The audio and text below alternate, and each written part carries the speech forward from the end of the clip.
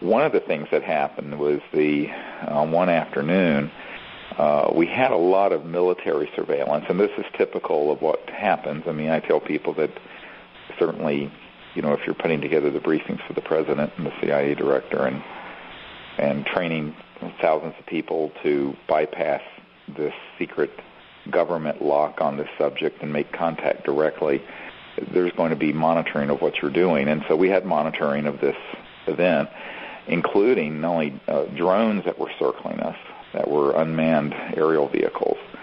Ironically, as I was flying into Tucson, I was sitting next to a man who worked for Science Applications International Corporation, whose specialty was unmanned aerial vehicles, who happened to be in a nice suit sitting right beside me talking about this. Coincidence? I doubt it.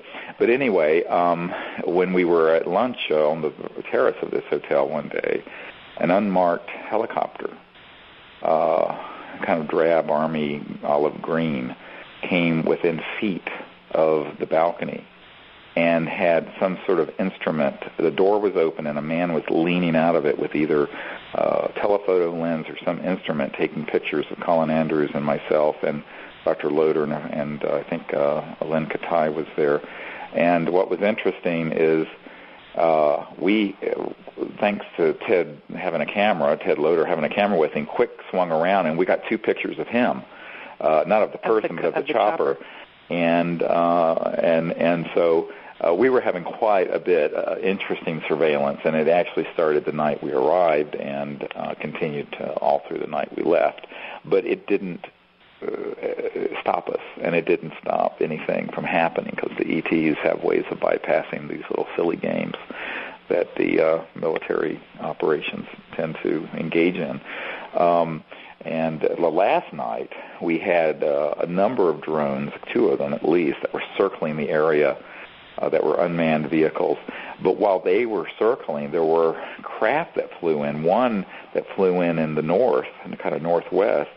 Yeah, I saw that one. It was fabulous, because one of the things that the ETs do quite commonly is when they know your attention is directed at a certain place, they will appear there and show themselves.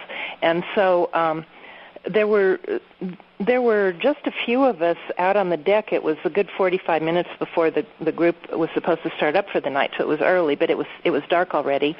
And there were maybe 10 or 12 of the people from our group that some were already milling around out there, and this bright red drone appeared in the north and caught our attention. So we were standing up looking at it. And an ET craft came in, and it looked like it was very close, but it was behind the drone. And it flashed, a bright amber flash, but not a fast flash. It lasted a good 2 seconds. It was like a big flash showed itself, and then it receded.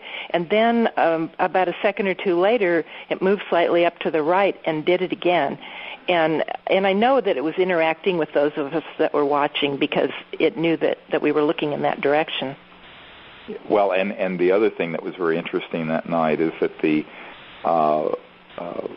ET craft that were overhead that we saw out flying out of Orion, and of course the Orion transmissions that happened at Joshua Tree last year are in this new book and also on the DVD. The actual transmissions, the tones, the electronic tones, and the translation that I provided were, to the best of my ability, I was trying to feel the energy and state what they were communicating for the 5 hours of contact that we had at Joshua Tree in 2008.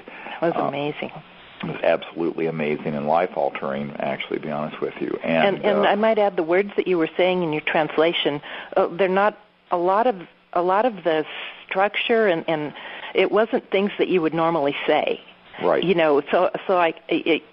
was obvious that you were translating someone else's words. Yeah, I literally was translating through consciousness and through these electronic tones what the interstellar coalition out of Orion was transmitting to us.